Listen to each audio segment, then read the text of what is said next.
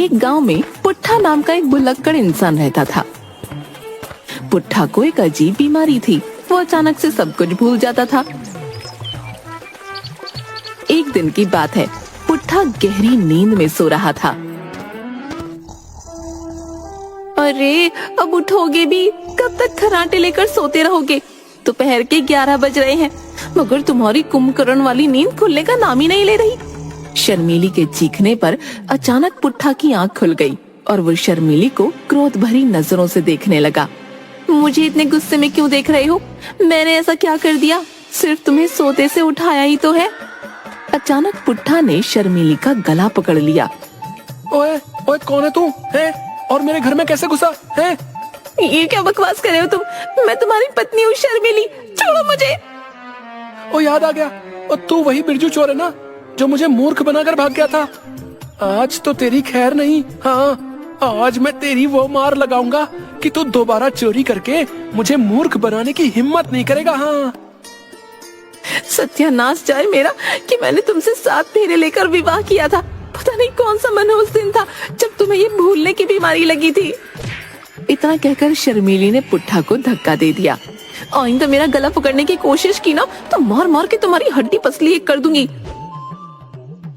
ओए बिरजू, ओए, तू लड़की की आवाज निकालकर मुझे मूर्ख नहीं बना सकता। हाँ, हे भगवान, अब क्या करूं मैं इसका? इतना कहकर शर्मीली ने एक जोरदार हाथ पुट्ठा के सिर पर मार दिया। सर पर हाथ पड़ते ही पुट्ठा अचानक से शर्मीली की ओर देखकर बोला, अरे शर्मीली, क्या हुआ? तुम मुझे गुस्से से क्यों देख रही हो? पता नहीं कौन सा मनहूस दिन था जब मैंने तुमसे शादी की। आज तो तुमने हद ही कर दी, मेरा गला पकड़ लिया। सच सच बताओ, तुम्हें ये भूलने की बीमारी कब लगी? तुम तो जानती हो शर्मीली, मैं जब 15 साल का था तब एक लड़की की जान बचाते समय कुछ गुंडों ने मेरे सर पर एक लोहे की रॉड से वार कर दिया था। शर्मीली, बंद करो अपनी ये घिसी पिटी बकवास। गलती मेरी थी, मुझे तुम्हें कब का तलाक दे देना चाहिए था। अरे शादी के 2 दिन बाद जब पिताजी मुझे लेने आए थे तब तुम ये भी भूल गए थे कि वो तुम्हारे ससुर हैं और तुमने उनके गाल पर एक जोरदार चांटा जड़ दिया था। उस दिन का दिन है, आज तक पिताजी यहाँ पर नहीं आए। मुझे तुम्हारे पिताजी पर उठाए गए हाथ का अफसोस है शर्मीली, लेकिन अब वो यहाँ पर क्यों आएंगे? वो तो कब का स्वर्ग सिधार गए ना। क्या बकवास कर रहे हो तुम? मेरे पिताजी कब स्वर्ग सिधार गए? वो तो जीवित हैं। क्या बात कर रही हो तुम? अभी परसों ही तो मैं उनकी अर्थी को कंधा देकर आया था। अरे मूर्ख इंसान, वो तो हमारे पड़ोस की ताई का देहांत हो गया था जो पूरे 110 साल की थी। अब अपना बेकार सा मुंह लेकर यहाँ से निकल जाओ, इससे पहले कि मैं अपना आपा खो बैठूं। पुट्ठा खामोशी से घर के बाहर निकल गया। वो घर से बाहर निकला ही था कि तभी वो दोबारा सब कुछ भूल गया। वो अपने घर के दरवाजे को गौर से देखते हुए बोला, कितने मूर्ख लोग हैं? घर का दरवाजा खोलकर ही बाहर चले जाते हैं। अरे कोई चोर उचक्का घर में घुसकर चोरी करके ले जाएगा, फिर बाहर यही लोग बवाल काटेंगे कि चोरी हो गई, चोरी हो गई। इतना कहकर पुट्ठा अपने ही घर का दरवाजा खटखटाने लगा। अरे घर में कोई है क्या? है? पुट्ठा की आवाज सुनकर शर्मीली अपने आप से बोली, अरे इन्हें क्या हो गया? अभी कुछ सेकंड पहले ही तो बाहर गए थे, कहीं ये फिर से कुछ भूल तो नहीं गए? शर्मीली दौड़ती हुई बाहर आ गई और पुट्ठा को क्रोध भरी नजरों से देखने लगी। माफ कीजिएगा बहन जी। बहन जी? ये क्या कह रहे हो तुम? अरे आपको बहन जी नहीं कहूँ तो और क्या कहूँ? मैं तो सिर्फ आपको ये बताने के लिए आया था कि आपके घर का दरवाजा खुला हुआ था। मुझे लगा शायद घर में कोई मौजूद नहीं है। इतना कहकर पुट्ठा वहाँ से चला गया और शर्मीली अपने दोनों हाथों से अपना सर पीटने लगी। पुट्ठा सीधा बाजार गया। अचानक पुट्ठा की नजर गांव के मुखिया और जग्गी पर पड़ी। पुट्ठा सीधा गांव के मुखिया के पास चला गया। क्या हाल है मुखिया जी? मुझे आपसे जरूरी बात करनी है। अरे लगता है इस भुक्कड़ की याददाश्त इस समय सही है, इसीलिए मुखिया कहकर संबोधित कर रहा है। क्या बात है पुट्ठा, आज तू बड़ा चिंता में नजर आ रहा है। बात ये है मुखिया जी, आप तो जानते हैं कि जब से मुझे बिरजू चोर ने मूर्ख बनाया ना, तब से मेरी जिंदगी खराब हो गई है। अरे पुट्ठा, तू ये बात कब समझेगा कि बिरजू ने तुझे मूर्ख नहीं बनाया, बल्कि तेरी भूलने की आदत ने तेरी जिंदगी को हराम कर रखा है रे। अरे बेचारा बिरजू चोर तो पर्स लेकर भाग रहा था, तुझे क्या जरूरत थी है बिरजू चोर का पीछा करने की। ऊपर से जब पुलिस वाले ने तुझे पकड़कर बिरजू चोर का पता पूछा तो तू भूल गया और तूने पुलिस वाले के ही गाल पर यह जोर से चाटा जड़ दिया रे। तभी मुखिया के बगल में खड़ा हुआ जग्गी मुखिया के कान में धीमे से बोला, मुखिया जी, पुट्ठा को समझाने मत बैठिए, कहीं ये फिर से भूल गया तो हम दोनों के लेने के देने पड़ जाएंगे। आप तो जानते हैं ना, पुट्ठा का गुस्सा, उसके गुस्से के आगे कोई नहीं टिक पाता मुखिया जी। तुम सही कह रहे हो जग्गी। इतना बोलकर मुखिया पुट्ठा से बोला, अच्छा मैं चलता हूँ हैं। इतना कहकर मुखिया ने प्यार से पुट्ठा का सर सहला दिया और मुखिया यही भूल कर बैठा। पुट्ठा दोबारा सब कुछ भूल गया। पुट्ठा मुखिया और जग्गी को गौर से देखने लगा। क्या हुआ पुट्ठा, तुम मुझे इतनी गौर से क्यों देख रहे हो? अचानक पुट्ठा ने एक जोरदार चांटा मुखिया के गाल पर जड़ दिया। मुझे मूर्ख समझाया क्या तूने? बिरजू, तुझे क्या लगा तू मेरी आंखों के सामने से दोबारा बचकर भाग जाएगा? आज तो तेरी खैर नहीं रे, मैं तुझे घसीटता हुआ पुलिस थाने में ले जाऊंगा। हाँ। अरे मुखिया जी, ये क्या किया आपने? एक तो इस भुलक्कड़ की याददाश्त कब चली जाती है कुछ भी पता नहीं रहता, ऊपर से आपने इसके सर पर हाथ फेर दिया। अरे अरे अरे, ये तो इसका छोटा मगज है, अब तो आपको ईश्वर ही बचा सकता है। तभी पुट्ठा जग्गी की ओर देखकर बोला, थानेदार साहब, यही है वो बिरजू चोर जो पर्स चुरा कर भाग रहा था, इसे गिरफ्तार कर लीजिए। अबे भुलक्कड़ आदमी, मेरी समझ में ये नहीं आता कि तू इस गांव में पैदा ही क्यों हुआ रे? अबे जिस बिरजू चोर की तू चोरी की बात कर रहा है ना, उस घटना को तो 1 साल हो गया है, लेकिन तू सब कुछ भूल जाता है, बस यही बात नहीं भूलता। कभी कभी तो मुझे लगता है कि तू बस नौटंकी करता है। क्या बकवास कर रहे हो तुम, हैं? क्या तुम थानेदार नहीं हो? अरे नहीं रे, मैं थानेदार नहीं हूं। तो फिर मुझे थाने तक ले चलो, बता रहा हूं, नहीं तो मैं तुम्हारा भी ना मार मार कर ना बुरा हाल कर दूंगा, बता रहा हूं। अरे ठीक है महाराज, ठीक है, चलिए मेरे साथ, मैं आपको थाने तक छोड़ आता हूँ, चलिए। जग्गी की बात पर मुखिया जग्गी से बोला, अबे मूर्ख आदमी, हाँ? ये क्या कर रहा है तू? मुझे बचाने के बजाय तू उसे थाने का पता बता रहा है। मुखिया जी, आपकी भलाई के लिए कर रहा हूँ। इस भुलक्कड़ की याददाश्त कभी कभी तो 2 मिनट में वापस आ जाती है और कभी कभी 2 दिन तक वापस नहीं आती। हो सकता है पुलिस वाले आपको इससे छुड़ा ले। मुखिया वहाँ से भागने ही वाला था कि तभी पुट्ठा ने मुखिया को दबोच लिया। भागता कहाँ है बिरजू? आज तो मैं तुझे स्वयं सलाखों के अंदर बंद कर दूंगा। चलो शर्मीली। शर्मीली? कौन शर्मीली बे? अरे तुम्हारा नाम शर्मीली, मैं तुमसे बात कर रहा हूँ। क्या तुम शर्मीली नहीं हो? लगता है आज इसका दिमाग पूरी तरह से खराब हो चुका है। इसे पुरुष और स्त्री में अंतर ही नजर नहीं आ रहा है।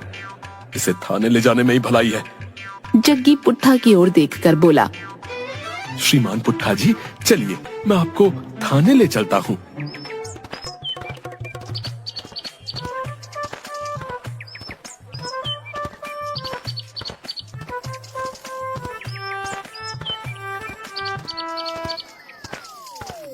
कुछ ही देर में पुट्ठा मुखिया को लेकर थाने के अंदर थानेदार के सामने खड़ा हुआ था। मुखिया को देखकर थानेदार कुर्सी से उठकर हाथ जोड़ता हुआ बोला, नमस्ते मुखिया जी, आपको यहाँ आने की क्या आवश्यकता थी? आप मुझे बता देते, मैं स्वयं आपके घर आ जाता। और आपको इसने पकड़ क्यों रखा है? अरे वो सब छोड़ो थानेदार साहब, अरे पहले मुझे इस भुलक्कड़ से बचाओ भाई। थानेदार क्रोधित होकर पुट्ठा की ओर देखते हुए बोला, छोड़ दे मुखिया को, अरे तुमने मुखिया जी को क्यों पकड़ रखा है? थानेदार साहब, ये वही बिरजू है जो पर्स चुरा के भाग रहा था और मैं इसका पीछा कर रहा था और आपने मुझे पकड़ लिया था। मैं उस वक्त भूल गया था, अब मुझे सब कुछ याद आ गया। इसे गिरफ्तार करके जेल में डाल ही दीजिए। अरे तेरा दिमाग तो सही है। अरे तू मुझे कौन सा थानेदार समझ रहा है भाई? अरे थानेदार साहब, ये आपको पुराना वाला थानेदार समझ रहा है, जिनकी पोस्टिंग आपसे पहले थी। अरे मेरी समझ में नहीं आ रहा कि आखिर यहाँ सब कुछ क्या हो रहा है। आखिर ये क्या चल रहा है भाई मेरे थाने में? जग्गी, जो काफी देर से चुप था, एक ही सांस में उसने थानेदार को पुट्ठा के भूलने की आदत बता दी। अच्छा, तो ये बात है। अरे तो इसे किसी पागल खाने में भर्ती कराओ है? इस तरह की भूलने की बीमारी तो मैंने सिर्फ गजनी फिल्म में देखी थी। वास्तविकता में भी ऐसा ही होता है क्या? अरे कहीं इसके सर पर किसी ने रॉड वॉड तो नहीं मार दी थी? थानेदार साहब, पुट्ठा का भी यही कहना है कि जब ये 15 साल का था तब कुछ लड़के किसी लड़की को छेड़ रहे थे। इसने बचाने की कोशिश की तो एक लड़के ने इसके सर पर रॉड मार दी। तब से ऐसे ही भूलने की बीमारी हो गई है। क्या? अरे क्या तुम सच बोल रहे हो? इतना कहकर थानेदार पुट्ठा की ओर देखकर बोला। अरे मैं तुम्हें आखिरी चेतावनी देता हूँ, अरे मुखिया जी को छोड़ दे। मगर थानेदार की बात का पुट्ठा पर कोई असर नहीं पड़ा। थानेदार ने एक जोरदार चांटा पुट्ठा के सर पर दे मारा। चांटा पड़ते ही पुट्ठा की याददाश्त दोबारा वापस आ गई, मगर आधी अधूरी। शर्मिली, मुझे क्षमा कर दो, मैंने तुम्हारा गला पकड़ा। तुम तो जानती हो कि मुझे भूलने की बीमारी है और मैं स्वयं इस बीमारी से परेशान हूँ। अरे ये क्या बकवास कर रहे हो तुम? कौन शर्मिली? तुम ही तो मेरी शर्मिली हो, मेरी पत्नी। पुट्ठा की बात सुनकर थानेदार का खून और खौल उठा। वो तुरंत रिवॉल्वर निकाल कर मुखिया की ओर देखते हुए बोला। अरे इसे यहाँ से ले जाओ मुखिया जी। अरे इससे पहले कि मैं अपनी पिस्तौल की सारी गोलियां जो हैं इसके सीने पे चला दूं, ले जाओ इसे यहाँ से। अरे अरे बाहर से मुझे 2 डिस्प्रिन की गोली ला कर दो भाई। अरे मेरा सर दर्द के मारे फटा जा रहा है। अरे अरे मेरी समझ में नहीं आता कि तुम इस गजनी को झेलते कैसे हो भाई। अरे अरे इसे किसी पागल खाने में भर्ती कराओ। अरे अरे वरना ये किसी दिन अपरिचित बन जाएगा भाई और सबका जीना आराम कर देगा। मुखिया पुट्ठा को लेकर उसके घर पहुंच गया। नमस्ते मुखिया जी, ये आपके साथ क्या कर रहे हैं? शर्मिली, अरे तुम्हारे पति ने सबसे पहले तो मुझे पीटा और मुझे पकड़कर थाने ले गया, और तो और इसने 2 मिनट में थानेदार का पूरी तरह से दिमाग खराब ही कर दिया। थानेदार ने तो क्रोधित होकर रिवॉल्वर भी निकाल ली थी भाई।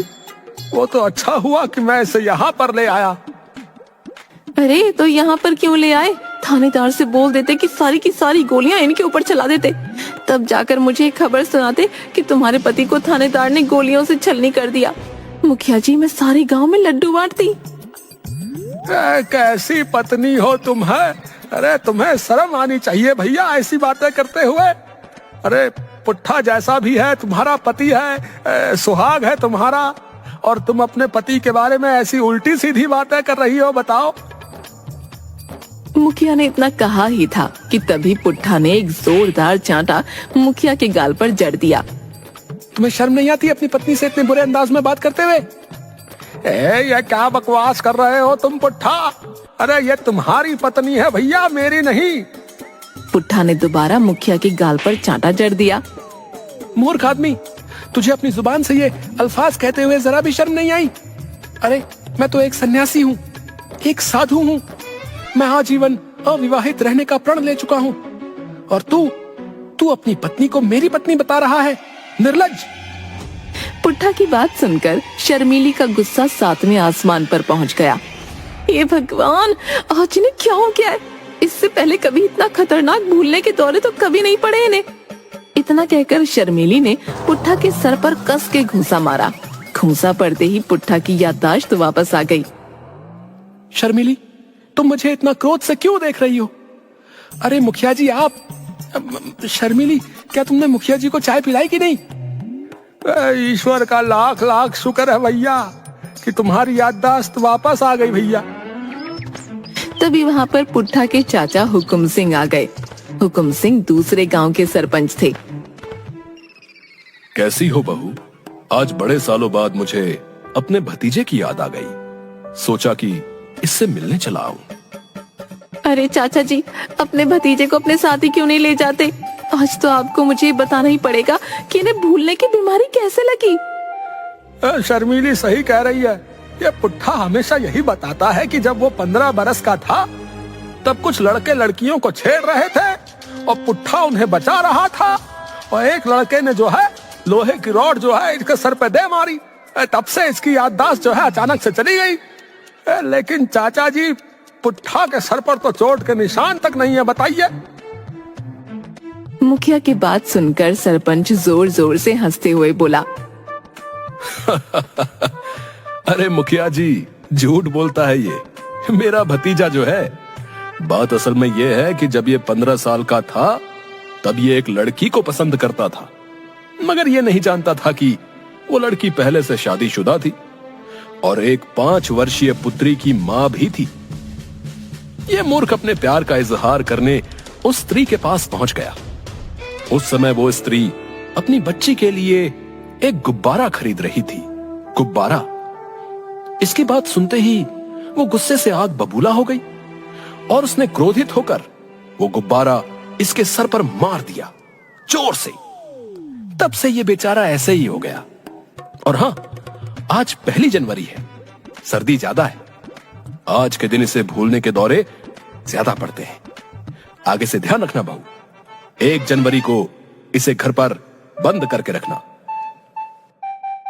अच्छा, तो असली बात ये है, इनकी ये हालत किसी लोहे की रॉड ने नहीं बल्कि गुब्बारे ने की है, और जनाब इश्क फरमाने गए थे। अब शर्मिली, अब ज्यादा बातें मत करो, इसे जो है रस्सी से बांध दो, नहीं तो ये जो है फिर भूल जाएगा। और आगे से याद रखना भैया, 1 जनवरी को इसे बांध कर ही रखना है। अच्छा? नहीं शर्मिली, उसकी कोई आवश्यकता नहीं।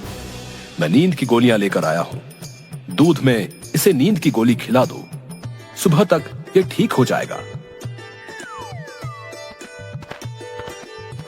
सरपंच के कहने पर शर्मिली ने ऐसा ही किया और पुट्ठा गहरी नींद सो गया। सुबह सरपंच शर्मिली से बोला, बहू, जाकर पुट्ठा को उठाओ। मेरा विश्वास है कि वो अब तक सही हो चुका होगा। सरपंच के कहने पर शर्मिली पुट्ठा को जगाने लगी। अजी सुनते हो, सुबह हो चुकी है, उठना नहीं है क्या? शर्मिली की आवाज सुनकर पुट्ठा उठकर शर्मिली और सरपंच को गौर से देखने लगा। अजी ऐसे क्या देख रहे हो? कैसी हो नंदिनी? मैं तुम्हें कब से ये बोलने के लिए जो है तड़प रहा हूँ कि मैं जो है तुमसे ना सच्चा प्रेम करता हूँ नंदिनी। क्या बकवास कर रहे हो तुम? अरे लगता है ये उस नंदिनी की बात कर रहा है जिसने इसके सर पर गुब्बारा मारा था। पुट्ठा सरपंच की ओर देखकर बोला, हे, तुम तो नंदिनी के पति हो, हैं? तुम्हारी वजह से नंदिनी ने मेरे सर पर गुब्बारा मारा था, याद आ गया मुझे। इतना कहकर पुट्ठा उठकर खड़ा हो गया और अपने चाचा पर मुक्कों की बौछार कर दी। शर्मिली ने पुट्ठा का हाथ पकड़ लिया। ये क्या कर रहे हैं आप? आपको शर्म नहीं आती अपने चाचा को मारते हुए? मुझे छोड़ दो मुखिया जी, ये नंदिनी का पति है, इसी की वजह से नंदिनी ने मेरे सर पर गुब्बारा मारा था। हाँ। अरे मैं मुखिया नहीं, तुम्हारी पत्नी हूँ। अरे अरे अरे अरे अरे अरे अरे इसे कुछ दिनों के लिए बात दो बहू। अरे मैं जा रहा हूँ और अब कुछ साल बाद ही आऊंगा, तुम ही झेलो। सरपंच वहाँ से बोरिया बिस्तरा उठाकर भाग गया और शर्मिली अपना सिर पकड़कर बैठ गई।